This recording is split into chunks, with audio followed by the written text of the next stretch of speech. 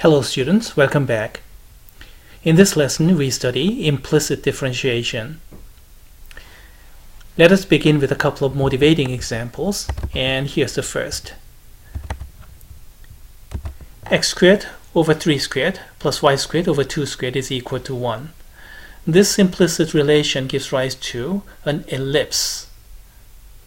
An ellipse centered at the origin with a major radius 3 in x direction and a minor radius 2 in the y direction, as you can see in this picture.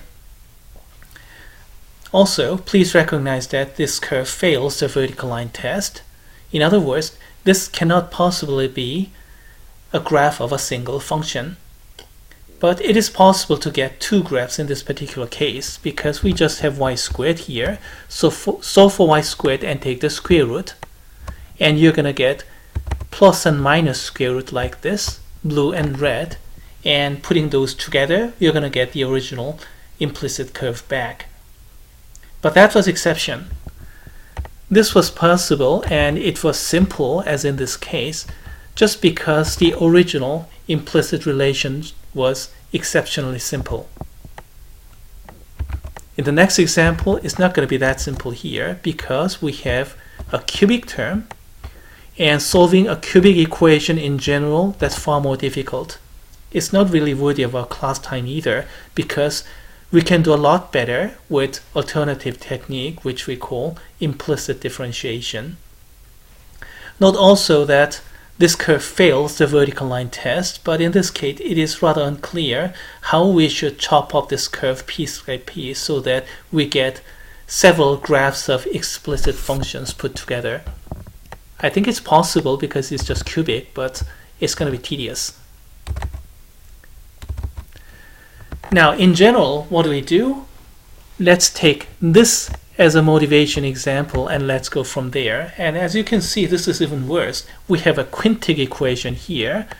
So in this case, it's theoretically impossible to solve for y algebraically and going from there. By the way, here's the graph. Whoa, this is even worse. We have two separate pieces of graphs, or possibly even more. That's quite normal for implicit curve, as a matter of fact. You may sometimes have infinitely many pieces, especially if you have some periodic functions there. Anyway, this is a curve given by this implicit relation, x cubed plus y to the 5th power plus 3 plus x squared y cubed. And our goal is to find out the derivative.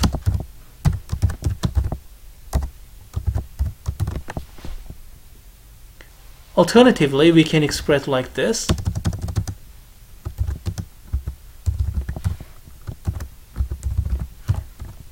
In German notation, this y prime notation is French notation. If I remember correctly, it's by Lagrange.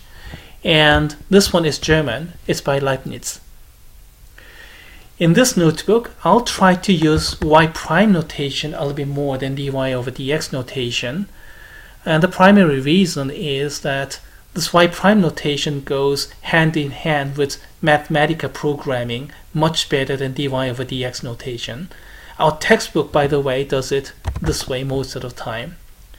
You gotta know both. Okay, let's do this. So, starting from the first term, x cubed, let's take the derivative. What is the derivative of x cubed? That's easy, isn't it? 3x squared. Simple piece of cake. Now the second term. What is the derivative of y to the 5th power? Again, piece of cake. 5y to the 4th power. Or is it? As a matter of fact, please remember this heuristically.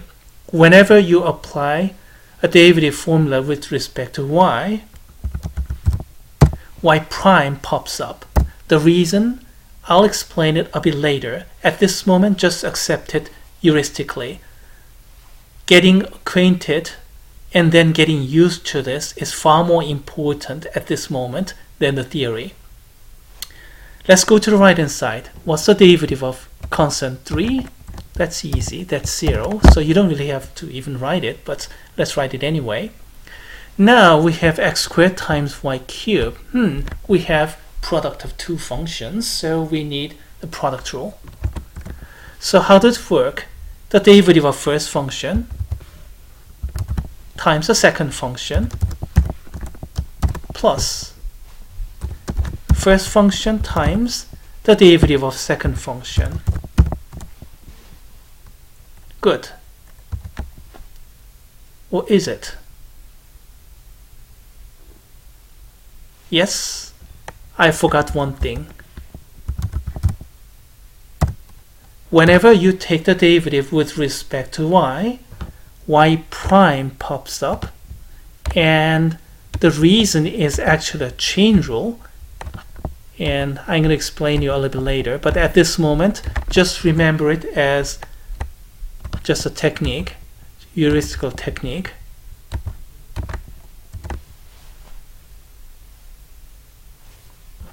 So just take the derivative, and if you have just x, that's easy. If you have y, you have to be careful. Whenever you take the derivative with respect to y, y prime pops up. If you have product or something more complicated, again, that's okay. Just use all the derivative rule, product rule, chain rule, whatever. But remember, here we took the derivative with respect to x, so no problem there. This is just same function, no problem there. Here you took the derivative by y, and that's why we have this y prime. Remember this y prime, and also remember it is the y prime, this quantity, this highlighted quantity, that you have to identify. Okay, now that we found out the implicit differentiation, let's find out y prime. How do we do that? Just a little bit of algebra. Take all the y prime terms in one side, everything else to the other side. Okay, here we go. 5y to the fourth power times y prime minus, and then flip this one to the other side, which is 3x squared y squared times y prime. And again, let me highlight these in different color.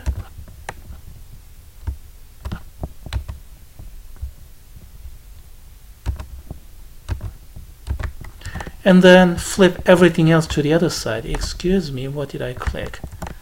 Sorry, momentarily I lost my screen.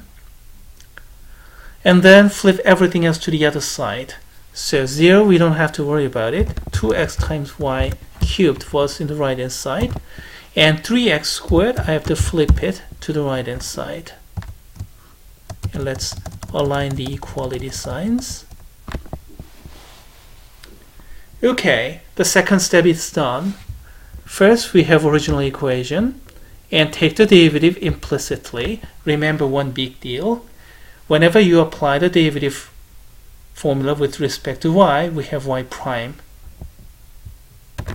Get all the y prime terms in one side, everything else to the other side. Why do we do that? Because in the very next step, we want to factor y prime out like this.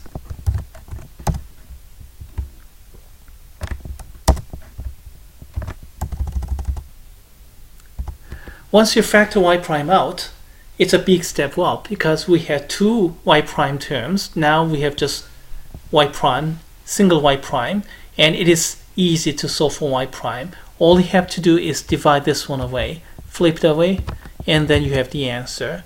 So here we go. Let's put a bit of space here.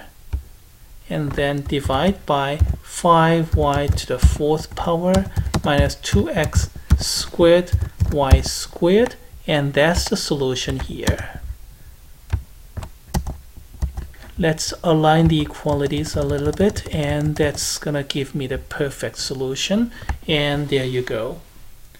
And this is implicit differentiation to identify the derivative y prime as a function of x and y. All this expression, all these, you can find from my office. you can find out from my notebook here. Taking the derivative, we get that. The same thing you saw before, right? Yeah.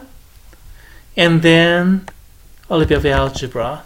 Getting all the y primes in one side, everything else to the other side, factor y prime out, and then divide away. And you can solve for y prime, and that's the answer. The same thing you saw before, a little bit more quickly.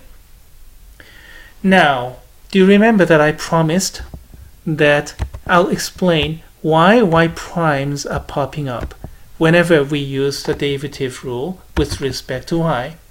As promised, now I have to come back and talk about that theoretical background. Here we go. Here it is. Because y is also a function, actually you can regard it as y of x. So this y to the fifth power is actually y of x to the fifth power. So y of x is inside. Again, this y to the third power is y of x to the third power. Y of x is inside. What does that mean? That means when you take the derivative, you have to use the chain rule. How does that thing work? 5 comes out as a coefficient. We multiply. Subtract 1 from the power. So we have 4. Inside never changes. Just keep y of x inside. And finally, you multiply the derivative of the inside, which is y prime. Do the same thing here in the right hand side. We have this product rule here. And when you're taking the derivative of x squared by x, no problem there. Just derivative and then copy the same thing over there. No problem here. Right hand side, just copy the same thing. And now how do you take care of this derivative? Again, the same deal. It's the chain rule. Multiply by power, subtract 1 from the power. Nothing changes inside. And finally, the derivative of the inside. Abbreviation of this is right over here. Now, in practice, nobody does it like this. This is just theoretical background. And because of this theoretical background is now all set, I guess you guys all learned a license to use a shortcut. What is the shortcut? The same thing I told you earlier. Whenever you take the derivative with respect to y, y prime pops out. Y prime pops out. And then you just solve for y prime. Let me show you this again.